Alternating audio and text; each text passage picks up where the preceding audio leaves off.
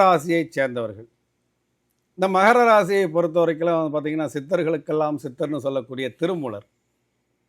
ஏன் இந்த மகர ராசிக்கு அப்படி சொல்லுவோம் அப்படின்னா, மகர ராசியை பொறுத்த வரைக்கும் ஓட்டாண்டியா ஒன்றும் இல்லாமல் உட்காந்துருந்தானா கூட, ஒரு பெரிய சாம்ராஜ்யத்தை உருவாக்குவதற்கு தேவையான வழிமுறைகளை அவனால் மற்றவர்களுக்கு சொல்லித்தர முடியும்.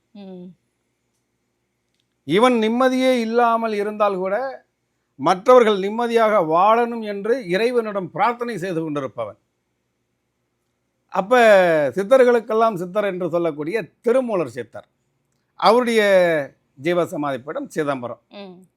அங்கே போயிட்டு வழிபடலாம்.